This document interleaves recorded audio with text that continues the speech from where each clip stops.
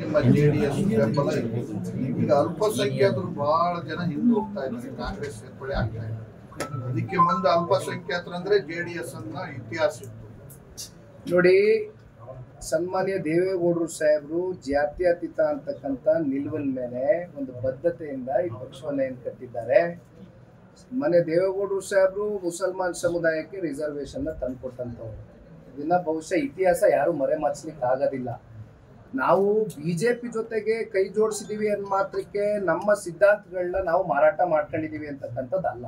ದಯಮಾಡಿ ಅರ್ಥ ಮಾಡ್ಕೊಳ್ಬೇಕು. ನಾವು ಅಲ್ಪಸಂಖ್ಯಾತರಿಗೂ ಕೂಡ ಎಲ್ಲಾ ಸಮುದಾಯಗಳಿಗೂ ಕೂಡ ಅತ್ಯಂತ ಗೌರವದಿಂದ ಈ ಸಮಾಜದ ಏಳಿಗೆಗೋಸ್ಕರ ಜನತಾದಳ ಪಕ್ಷ ದುಡಿಯುತ್ತೆ. ನಿಷ್ಠಾವಂತ ಕಾರ್ಯಕರ್ತರಿಗೆ ಗುರುತಿಸಿ ಪಕ್ಷ ಟಿಕೆಟ್ ಪಟ್ಟಣದಲ್ಲಿ ಪ್ರಬಲವಾಗಿ ಬೆಳೆದಿರ್ತಕ್ಕಂಥ ನಾಯಕತ್ವ ಬಹಳ ಜನ ಇದೆ. ಸೆಕೆಂಡ್ ಲೈನ್ ಲೀಡರ್ಶಿಪ್ ಕಾರ್ಯಕರ್ತರುಗಳು ಸದೃಢವಾಗಿದೆ. ಇದು ಇವತ್ತಿಂದ ಅಲ್ಲ. ಸನ್ಮಾನ್ಯ ವರದೇಗೌಡರು 84ನೇ ಇಸ್ವಿನಲ್ಲಿ ದೇವೇಗೌಡರ ಜೊತೆಯಲ್ಲಿ ಅವ್ರ ಗರಡಿಲಿ ಬೆಳೆದಂಥವ್ರು. ಸನ್ಮಾನ್ಯ ವರದೇಗೌಡರನ್ನ ಇವತ್ತು ನಾನು ನೆನೆಸ್ಕೊಳ್ಳಿಕ್ಕೆ ಇಷ್ಟಪಡ್ತೇನೆ. ಯಾವಾಗ ಸನ್ಮಾನ್ಯ ವರದೇಗೌಡರು ಕಾಲದ ನಂತರ 19 ವರ್ಷ ಚನ್ನಪಟ್ಟಣದಲ್ಲಿ ನಮ್ಮದಾದಂಥ ಮತಗಳು ಹತ್ತತ್ರ 60,000 70,000. ಈಗ ಸಿಗ್ಲಿಂ ನಾಗರಾಜ್ ಅಂತ ಒಬ್ರು ಇದ್ರು, ಬಹಳ ಅತ್ಯಂತ ನಿಷ್ಠಾವಂತ ಕಾರ್ಯಕರ್ತರು. ಆರ್ಥಿಕವಾಗಿ ಅವ್ರಿಗೆ ಶಕ್ತಿ ಇರಲಿಲ್ಲ, ಬಟ್ ನಿಷ್ಠೆ ಪ್ರಾಮಾಣಿಕತೆಯಲ್ಲಿ ನಂಬರ್ 1 ನಮ್ಮ ಪಕ್ಷಕ್ಕೆ. ಅಂಥವ್ರಿಗೆ ಗುರುತಿಸಿ ಪಕ್ಷ ಟಿಕೆಟ್ ಕೊಟ್ಟಾಗ 58,000 ಮತಗಳು ಕ್ರೋಢೀಕರಿಸಿದ್ರು. ಅಂದ್ರೆ ಚನ್ನಪಟ್ಟಣದಲ್ಲಿ ಒಬ್ಬ ಕಾರ್ಯಕರ್ತರು ನಿಂತ ಸಂದರ್ಭದಲ್ಲೂ ಕೂಡ ಏನು ಸನ್ಮಾನ್ಯ ದೇವೇಗೌಡರು ಸಾಹೇಬರು ಇಗ್ಲೂರು ಬ್ಯಾರೇಜ್ ಕಟ್ಟಿದ್ರು.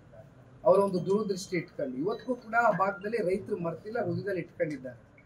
ಹಾಗಾಗಿ ಇವೆಲ್ಲವನ್ನ ನೋಡಿದಾಗ ಪಕ್ಷದ ಯಾರಾದ್ರೂ ನಿಷ್ಠಾವಂತ ಕಾರ್ಯಕರ್ತರಿಗೆ ಕೊಟ್ಟು ಮುಂದಿನ ದಿನಗಳಲ್ಲಿ ಯಾವ ರೀತಿ ಕೇಂದ್ರದ ನಾಯಕರುಗಳು ಸೂಚನೆ ಕೊಡ್ತಾರೆ, ಯಾವ ರೀತಿ NDA ಅಭ್ಯರ್ಥಿ ಆಗಬೇಕು ಅಂತಕ್ಕಂಥ ಫೈನಲ್ ಕಾಲ್ ತಗೊಳ್ತಾರೆ. ನಾವೆಲ್ಲರೂ ಅವ್ರ ಜೊತೆ